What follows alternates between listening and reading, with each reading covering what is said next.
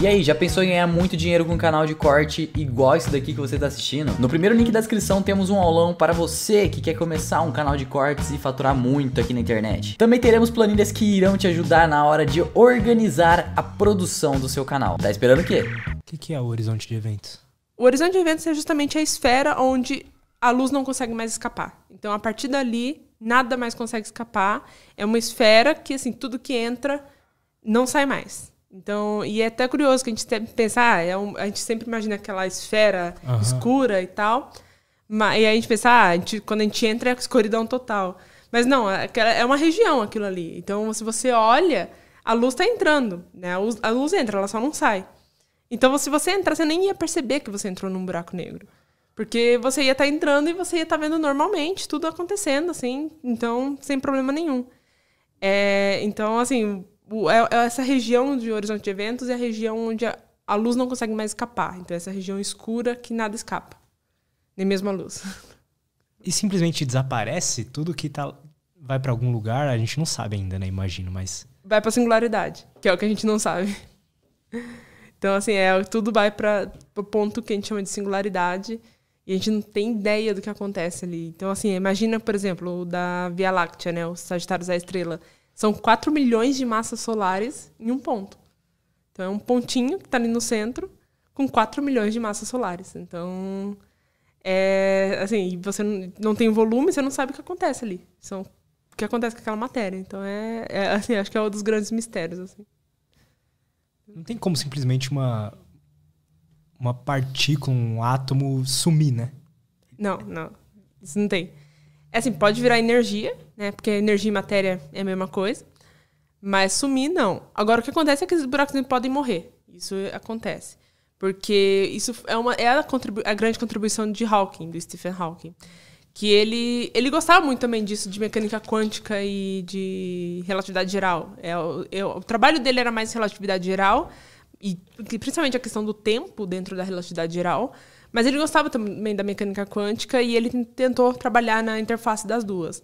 Só que, em vez de ele atacar lá no centro, porque ele viu que muita gente falhou durante as décadas e décadas, o Einstein mesmo ele passou as últimas décadas de vida dele só trabalhando nisso e não chegou a conclusão nenhuma, o Hawking já focou em outra parte. O que acontece na borda do buraco negro?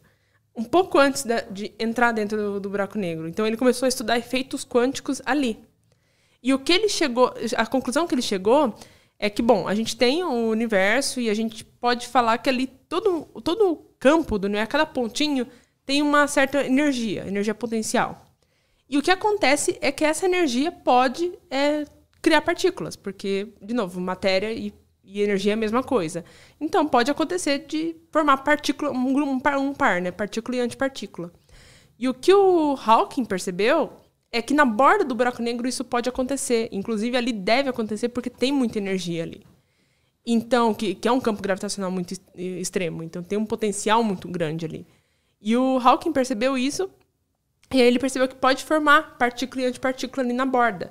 Só que o que pode acontecer também é uma formar dentro do buraco negro e a outra formar fora. Então, você está bem na borda, faz uma para cá, uma para cá. Essa que está fora pode escapar, porque está fora, e a que está dentro vai cair. Só que parte da energia sumiu, né? Porque era uma energia do buraco negro que formou duas partículas, só que uma escapou. Então, só ficou com uma parte da energia ali. E aí o Hawking percebeu que isso é uma forma dos buracos negros morrerem, porque ele está perdendo energia. Mesmo que pouco, bem lentamente, ele ainda assim está perdendo energia. E aí o Hawking ele estudou isso, aí ele percebeu que, além disso, essas partículas, esses fótons, né, que escapam, a gente consegue observar eles como radiação Hawking, que levou o nome dele.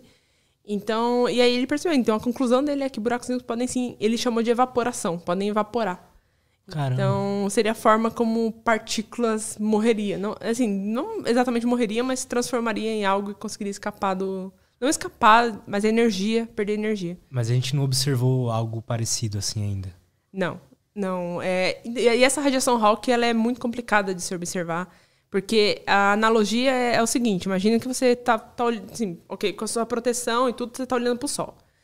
E, claro, sempre com cuidado, você tem que olhar diretamente. Mas imagina que você vai do lado do sol, você pega uma lanterna aqui na Terra, você vai até o lado do sol e liga a lanterna em direção à Terra. Você volta pra Terra E agora você quer observar de novo, só que você não quer mais medir a luminosidade do Sol, você quer medir a luminosidade da lanterna. Você não vai conseguir, porque o Sol vai simplesmente tapar tudo. É exatamente o que acontece com buracos negros, porque a região que ele está ali, o disco que está ali, brilha tanto que você não consegue exatamente saber o quanto ele está brilhando ali no centro. Então você não consegue quantificar essa radiação Hawking, que é muito fraca. Ela ficaria mais forte para buracos negros pequenos, que também a gente nunca observou, que seriam buracos negros, sim, do tamanho de um átomo. Então a gente nunca observou isso, aí é ali que a radiação Hawking começa a ficar interessante, digamos assim. Mas existe esses buracos negros pequenininhos? Então, existe algumas pessoas que falam de buracos negros primordiais, que seriam buracos negros formados ali no início do universo, quando o universo estava assim, segundos depois do Big Bang. Então, o universo ele tinha algumas oscilações, e isso a gente sabe que teve realmente, porque a gente consegue observar essas oscilações pela que a gente chama de CMB, que a gente fala que a CMB é a foto do buraco negro do universo bebê. Porque ali são os primeiros momentos do universo, é aquilo ali. E você vê realmente que tem algumas oscilações mesmo. Você vê que tem umas de densidade. Assim, tinha parte que tinha mais matéria, parte com menos matéria. Então, tinha umas oscilações. E algumas pessoas falam que essas oscilações, algumas delas, quando o universo se expandiu, formaram buracos negros. Então, umas podem ter formado buracos negros maiores, tem umas que podem ter formado buracos negros menores, mas isso a gente não consegue provar, a gente não sabe ainda. Nunca observou buracos negros tão pequenos assim. Então, só observou estelares e supermassivos. E como que se forma um buraco negro? Então, essa resposta a gente só tem para um tipo de buraco negro, porque assim, a gente tem... Basicamente, quando a gente fala de tamanho de buraco negro, a gente tem duas classes deles. Ou melhor... Teria 4, mas sim. A primeira seria esses primordiais, só que a gente não trabalha tanto com eles porque a gente não sabe se eles existem, a gente nunca observou eles. E aí vem os estelares e os supermassivos. Os estelares, eles seriam buracos negros entre 10 massas solares até cerca de 100 massas solares, 100 vezes a massa do Sol. Esses a gente sabe muito bem como eles se formam. São estrelas muito massivas, que quando elas chegam no fim da vida delas, elas perdem, então assim, elas vão queimando combustível, né? Então ela passa do hidrogênio para hélio, aí vão queimando hélio, aí vai queimando carbono, e aí cada elemento vai seguindo a tabela periódica bonitinha. Só que existe um problema quando chega no ferro.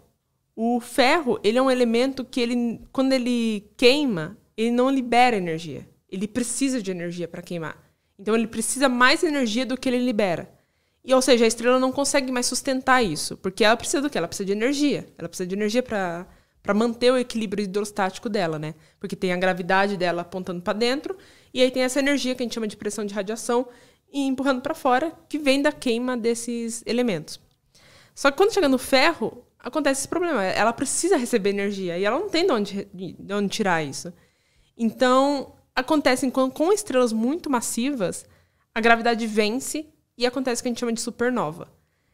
Então, é aquela explosão que acontece, então parte externa da estrela escapam, né, explodem, e a parte mais interna colapsa. E a gravidade, sim, vence totalmente e vira um buraco negro. Então, ela colapsa até chegar numa singularidade e virou um buraco negro. Então, é assim que são os buracos negros os buracos negros estelares, eles se formam. A gente sabe disso, a gente inclusive tem indícios de como eles se formaram, tem até observações de buracos negros estelares, de como eles se formaram, buracos negros estelares do lado de buracos de estrelas e do lado de outros buracos negros estelares também. Então, isso é uma coisa que a gente sabe muito bem. É claro, tem algumas perguntas em relação a eles, mas eles são, assim, meio que fechados já. Aí vem os supermassivos, que são buracos negros de cerca de 10 mil massas solares até vai bilhões de massas solares e aí vai. Caramba. Eu acho que o maior atualmente que a gente conhece é 100 bilhões de massas solares. Então, assim, ele eu acho que chama... Não lembro se o nome é Perseus, mas antes... E os outros é 50 a 100, né? Você tinha dito? É de 10 a 100. Caramba. 10 massas solares e de 10 mil a... Esses, a gente sabe que eles existem porque eles estão no centro de todas as galáxias. Então, a gente observa uma galáxia, tem um buraco negro no centro, um buraco negro supermassivo. E a gente, inclusive, tem 2 fotos de um, que é o Sagitário da Estrela, de 4 milhões de massas solares, e tem o M87 Estrela, que é de 7 bilhões de massas solares. E a gente observa, só que a gente não sabe como eles se formaram, a gente não sabe como eles chegaram no centro das galáxias, a gente não sabe nada sobre eles. A gente sabe que eles existem, que eles estão lá, mas a gente não sabe nada. Então, essa é uma das grandes perguntas. Inclusive, o próprio James Webb Space Telescope, uma das missões dele é tentar responder essa pergunta. Como que buracos negros supermassivos se formaram? Que a gente não tem ideia. Assim, existem algumas hipóteses, mas nenhuma delas ainda, assim, todas elas têm algum erro que não faz sentido. Então, o James Webb ele tem essa missão de observar ali o comecinho do universo para saber como que os buracos negros estavam se formando ali. Então, na nossa galáxia tem um supermassivo. O Sagitários A estrela, que é o que saiu a foto esse ano dele. Então, toda a galáxia tem. Toda a galáxia de tamanho normal tem. Então, seria a Via Láctea, Andrômeda, M87. Então, essas galáxias de tamanho normal, que não seriam galáxias anãs, por exemplo, ou irregulares, elas têm, geram um buraco negro supermassivo. Agora, se você pensar bem, eu falei de 10 a 100 e de 10 mil, mas tem um intervalo aí. O que acontece de 100 até 10 mil?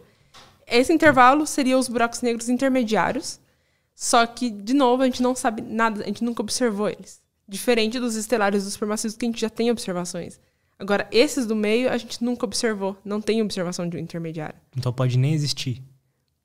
Pode nem existir. Só que aí, tipo, como que o supermassivo... Porque a ideia é que formou um estelar, né? E foi aumentando até chegar no supermassivo. Mas... Então, a gente encontraria buracos negros no meio do caminho, né? E a gente não encontra. Então, essa é outra pergunta também que o James Webb vai tentar responder. O que aconteceu com esses buracos negros do meio? Onde eles estão?